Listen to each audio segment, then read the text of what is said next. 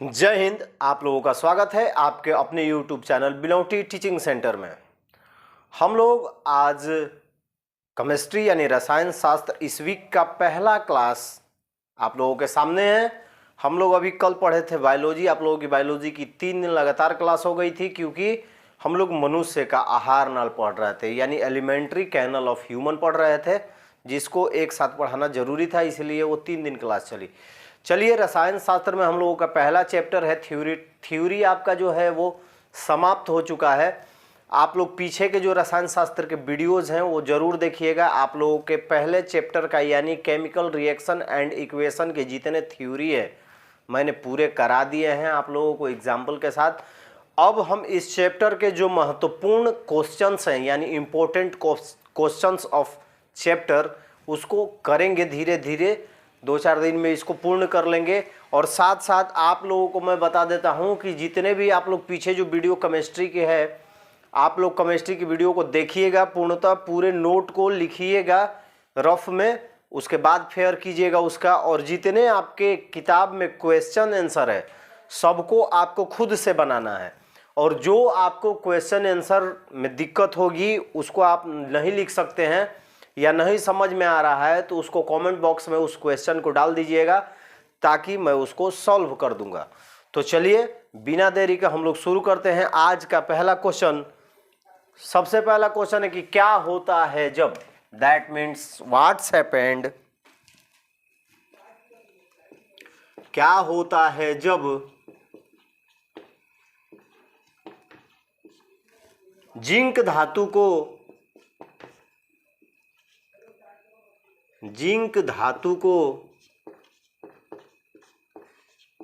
Copper sulphate के विलयन में डालते हैं, कॉपर सल्फेट के विलयन में डालते हैं।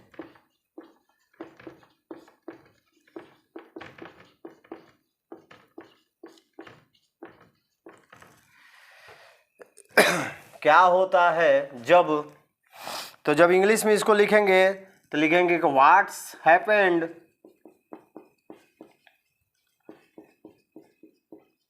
when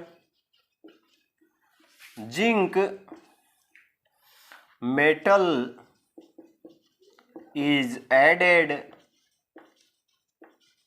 in copper sulfate solution, copper sulfate solution। क्या होता है जब जिंक धातु को कॉपर सल्फेट के विलयन में डाला जाता है, यानी Zn यानी जिंक को जब कॉपर सल्फेट के विलयन में CuSO4 तो क्या होगा, व्हाट्स हैपेंड। तो याद रखिएगा कि जिंक जो होता है वो कॉपर से अधिक क्रियाशील होता है, मोर क्रिएटिव होता है। तो जैसे ही हम जिंक को कॉपर सल्फेट के विलयन में डालते हैं, जिंक कॉपर को विस्थापित कर देता है यानी डिस्प्लेसमेंट कर देता है और अपने बनाता है जिंक सल्फेट, यानी जिंक अधिक क्रियाशील होने के कारण कॉपर को विस्थापित करता है और कॉपर सल्फेट का निर्माण करता है। अब इसको जब हम आंसर में लिखेंगे तो क्या लिखेंगे, आंसर जब जिंक धातु को कॉपर सल्फेट के विलयन में डालते हैं, कॉपर सल्फेट के विलयन में डालते हैं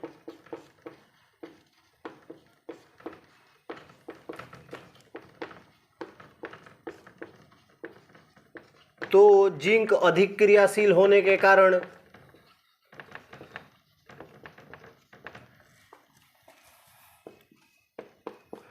अधिक क्रियाशील होने के कारण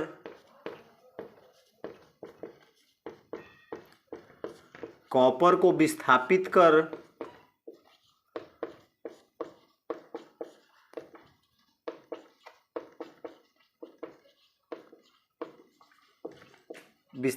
कर देता है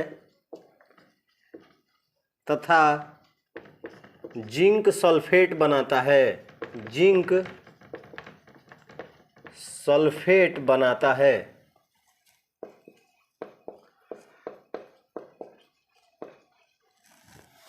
यानी क्या करता है कि जिंक जो है कॉपर को विस्थापित करके जिंक सल्फेट बना देता है, यानी अपने अभिक्रिया करके जुड़ जाता है और कॉपर को वहां से भगा देता है। यानी zinc being more creative, zinc being more reactive than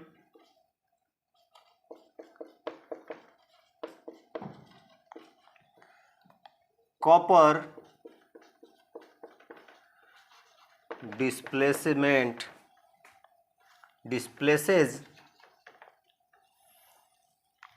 copper from its solution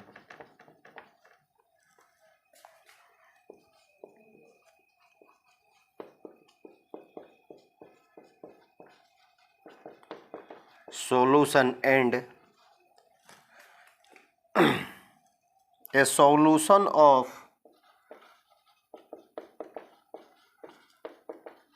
zinc sulfate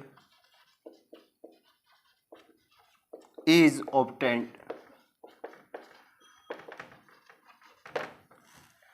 यानी देखिए जिंक जो होता है वो कॉपर से अधिक क्रियाशील होता है, जिसकी वजह से वो क्या करता है, कॉपर को विस्थापित कर देता है और विस्थापित करने के बाद जिंक सल्फेट का निर्माण करता है। दैट मीन्स कि जब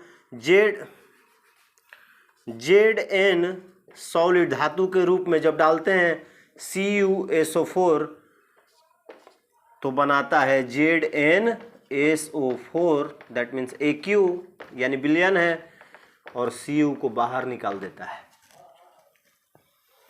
यानी जिंक जो होता है कॉपर से अधिक क्रियाशील होने के कारण क्या करता है, कॉपर को विस्थापित कर देता है और जिंक सल्फेट का निर्माण कर देता है। यह क्या है, विस्थापन अभिक्रिया। आपको बताए थे एकल विस्थापन, द्वि विस्थापन, ये जो डिस्प्लेसमेंट रिएक्शन का एग्जाम्पल है। क्या है, this is a example of displacement reaction. Hindi वाले लिखेंगे विस्थापन अभिक्रिया का उदाहरण, विस्थापन अभिक्रिया का उदाहरण। उम्मीद है आप लोगों को समझ में आ गया होगा। फटाफट इसको नोट कीजिए। चलिए दूसरे क्वेश्चन की तरफ चलते हैं।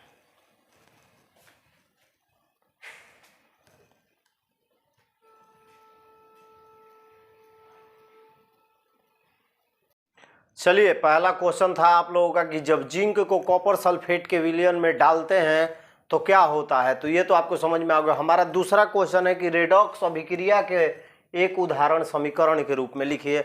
रेडॉक्स, सबसे पहले जब हमारा क्वेश्चन आता है तो देखिए आप लोगों को क्वेश्चन जब पेपर पढ़िएगा ना तो पेपर में लिखा हुआ रहता है एक जगह कि परीक्षार्थी यथासंभव अपने भाषा में उत्तर लिखें या अपने शब्दों में उत्तर दें। परीक्षार्थी यथासंभव अपने शब्दों में उत्तर दें, यानी आप जिस प्रकार से अपने आप को एनालाइज कर सकते हैं या जिस प्रकार की आपकी तैयारी है, जिस भाषा का उपयोग आप करते हैं लिखने के लिए, उसी में आपको वो लिखना रहता है। दूसरी नंबर बात, आप कभी भी कोई हेडिंग लिखते हैं ना तो देखिएगा, मैं कभी भी हेडिंग लिखता हूं तो आप लोगों को दिखता होगा हेडिंग के नीचे मैं लाइनिंग करता हूं। हमेशा ये दिमाग में आप लोगों को रखना है। कभी भी हेडिंग लिखिए, हेडिंग लिखने के बाद लाइनिंग कीजिए, नीचे लाइनिंग करने के बाद, और ये काटकुट मत कीजिएगा, ऐसा मत लिखिएगा। मैं यहाँ पे कुछ अच्छा दिखने के लिए लिखता हूँ, सिर्फ सीधी लाइनिंग कीजिएगा और सामने इस प्रकार से एरो। लेकिन जब निम्नलिखित लिखते हैं तो एरो मत दीजिएगा, सिर्फ चिन्ह दीजिएगा ऐसे। निम्नलिखित कार्य हैं, निम्नलिखित यानी many properties, there are parts of 3 types, तो उस समय एरो नहीं देते हैं, उस समय सिर्फ एक सिंगल लाइन देंगे। और जब भी कोई हम लोग हेडिंग लिखेंगे तो नीचे लाइनिंग देंगे और लाइनिंग देने के बाद एरो का निशान लगाते हैं जब डिफिनीशन लिखना रहता है। लेकिन जब कोई कार्य लिखना है, प्रॉपर्टीज लिखना है, फॉर्म लिखना है, टाइप्स लिखना है, तो सिर्फ सिंगल लाइन का ही उपयोग कीजिएगा। तो चलिए हम देखते हैं कि रेडॉक्स अभिक्रिया का एक उदाहरण तो मैंने बताया था। रेडॉक्स अभिक्रिया कौन है? आप लोगों को याद होगा, ऑक्सीकरण एवं अवकरण, ऑक्सीडेशन रिडक्शन, याद है? यानी वह क्रिया या वह अभिक्रिया जिसमें ऑक्सीकरण और अवकरण की जो क्रियाएं हैं वो साथ में होती हैं, उसे हम रेडॉक्स अभिक्रिया कहते हैं। Which reaction, oxidation and reduction in complete in one reaction is called redox reaction। यानी जब एक ही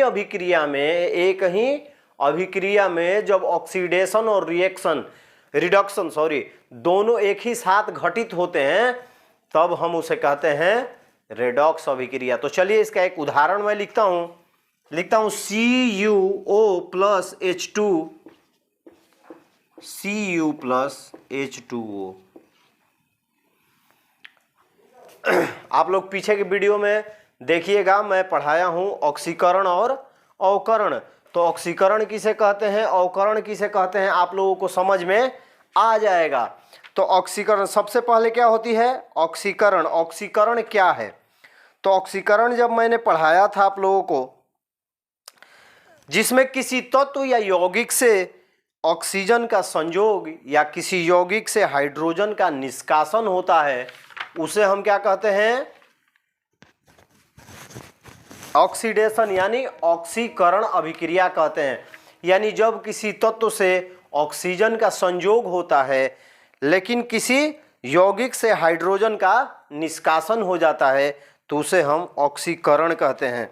लेकिन जब रिडक्शन यानी अवकरण में क्या होता है कि अवकरण वैसी रासायनिक अभिक्रिया है कि जिसमें किसी तत्व से ऑक्सीजन का निष्कासन और यौगिक से हाइड्रोजन का संयोग होता है, उसे हम क्या कहेंगे? यानी दोनों उल्टी होती है। एक में क्या होता है कि ऑक्सीजन का निष्कासन होता है और हाइड्रोजन का संयोग होता है, और एक में क्या होता है? हाइड्रोजन का संयोग होता है और हाइड्रोजन का संयोग होता है, ऑक्सीजन का निष्कासन होता है। तो देखिए इसमें क्या होता है, ये देखिए CuOH2, इसमें क्या हो रहा है? ऑक्सीजन जो है माइनस हो रहा है, आप लोगों को दिखाई दे रहा है, ऑक्सीजन का निष्कासन हो रहा है। इसमें क्या हो रहा है? ऑक्सीजन का निष्कासन हो रहा है, और इसमें क्या हो रहा है? ऑक्सीजन का संयोजन हो रहा है। That means addition of oxygen,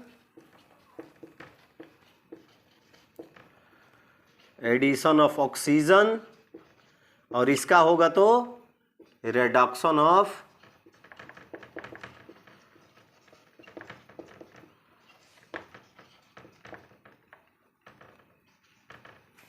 एक में ऑक्सीजन निकल रहा है, Cu कॉपर ऑक्साइड था, बन के मिल गया, क्या बना? कॉपर बन गया, यानी ऑक्सीजन उसका निकल गया।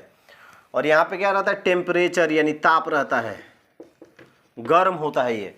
और H2 ऑक्सीजन के साथ मिलके क्या बना देता है? H2O। यानी जब कॉपर ऑक्साइड हाइड्रोजन के साथ ताप में अभिक्रिया करता है तो कॉपर और जल का निर्माण करता है, जो रेडॉक्स अभिक्रिया का एक उदाहरण है। This is a example of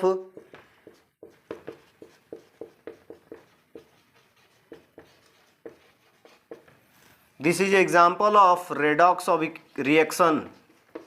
Hindi वाले लिखेंगे रेडॉक्स अभिक्रिया का उदाहरण। यानी देखिए एक में क्या होता है कि ऑक्सीजन का निष्कासन होता है, एक में ऑक्सीजन का संयोग होता है। तो जिसमें ऑक्सीजन का निष्कासन होता है उसे हम क्या कहेंगे? जिसमें ऑक्सीजन का जब निष्कासन होगा तो उसको हम क्या कहते हैं? बताइए। निष्कासन होगा तो उसके हम क्या कहेंगे? अवकरण। That means reduction. और जिसमें संयोग होगा उसे कहते हैं ऑक्सीडेशन। यानी ये हो गया अवकरण, ये हो गया ऑक्सीकरण। जिसमें ऑक्सीजन का संयोग हो ऑक्सीकरण है, और जिसमें ऑक्सीजन बाहर निकल जाता है हाइड्रोजन जुड़ जाता है वो अवकरण है। ऑक्सीजन जब बाहर निकलेगा हाइड्रोजन जुड़ेगा तो रिडक्शन, ऑक्सीजन जो है जुड़ेगा हाइड्रोजन बाहर निकलेगा तो हम उसको क्या बोलेंगे, ऑक्सीकरण यानी ऑक्सीडेशन। उम्मीद है आप लोगों को समझ में आ गया होगा, लिख लीजिए इसको। चलिए आप लोगों का दूसरा क्वेश्चन क्या था, रेडॉक्स अभिक्रिया का एक समीकरण जो है उदाहरण लिखना था, आप लोग समझ गए होंगे। अब देखिए तीसरा हमारा क्वेश्चन है कि क्या होता है जब हम भोजन को काफी देर तक वायु में छोड़ देते हैं, या जब भोजन को काफी देर तक वायु में छोड़ने पर उससे दुर्गंध आने लगती है, क्या कारण है। इंग्लिश में जब लिखते हैं तो देखिए आपका क्वेश्चन है कि भोजन को लंबे समय तक वायु में छोड़ देने पर दुर्गंध आने लगती है, क्यों। यानी that means when food is left in the air for a long time fuels smell start coming, why. यानी क्या कारण होता है कि जब हम भोजन को वायु में काफ़ी देर तक या भोजन को बनाने के बाद काफ़ी देर तक छोड़ दिया जाता है तो उसमें से दुर्गंध आने लगती है और उसका स्वाद भी अच्छा नहीं लगता है। आप लोग घर में बोलते होंगे बासी, सुने ना बासी भोजन, तो देखते हैं भोजन को ज़्यादा देर तक, जैसे रात की रोटी है सुबह खा लिए तो ठीक है, नहीं तो जैसे ही 10-11 बजता है उसके बाद उसमें से एक अलग टाइप की क्या होती है, दुर्गंध आने लगती है और उसका स्वाद भी अच्छा नहीं लगता है। हम लोग तो गांव में रहने वाले हैं भाई, हम लोग तो खा लेते थे, सुबह सुबह उठ के ट्यूशन जाना रहता था इंटर में, तो सुबह उठे रात की रोटी रखी हुई है चाय के साथ खाए, बैग उठाए चल दिए। लेकिन अभी कुछ है ना, सब लड़कियाँ सरली जितना है सब क्लास की, जब सरली जो होती है सब, वो सुबह सुबह मम्मी हम नहीं खाएंगे ये तो बासी भोजन है, मारना चाहिए थप्पड़े थप्पड़े इन लोगों को। इन लोगों को टटका खाना चाहिए। और सब बनाएगी नहीं, देचोर होती है सब। मम्मी बोलेगी नहीं एक गिलास पानी ले लो हम पढ़ रहे हैं, पढ़ती नहीं है सब, वहाँ पे सीरियल देखती है मोबाइल में, बहुत तेज होती है सब। और लड़का होता है गधा होता है सब, शुरू से कुछ वो खा के निकल जाएगा बस, या तो पढ़ना है तो खेलना है तो खेलना है, वो चला जाएगा, गधा होता है सब, कुछ भी खा लेगा। चलिए देखिए इसको, देखिए होता क्या है कि जब हम वायु में भोजन को ज़्यादा देर तक छोड़ते हैं, भोजन को ज़्यादा देर तक जब वायु में छोड़ते हैं तो जो हमारे भोजन में वसा होता है, क्या होता है, वसा या तेल जो होता है, वो ऑक्सीजन जो हमारे वायु में, हमारे पर्यावरण या वातावरण में जो ऑक्सीजन है उसके द्वारा ऑक्सीकृत हो जाता है। यानी ऑक्सीकृत होने का मतलब यानी जो हमारे तेल, जो भोजन में जो तेलीय पदार्थ है उसका हाइड्रोजन का या तो संयोग उसमें हो जाएगा, नहीं तो ऑक्सीजन का निष्कासन हो जाएगा, या ऑक्सीजन अपने अणुओं को क्या करता है, खींच लेता है, या हाइड्रोजन को खींच लेता है, जिससे क्या होता है कि देखिएगा कि उसमें पानी भी छूटने लगता है। तो क्या होता है कि वायु में उपस्थित ऑक्सीजन द्वारा हमारे भोजन का तेल और वसा जो होता है वो क्या हो जाता है, ऑक्सीकृत हो जाता है, ऑक्सीडेट हो जाता है, ऑक्सीडाइज्ड हो जाता है, जिसकी वजह से उसका जो स्वाद है वो अप्रिय लगने लगता है और उससे दुर्गंध आने लगती है। आप लोगों को कन्फर्म हो गया होगा।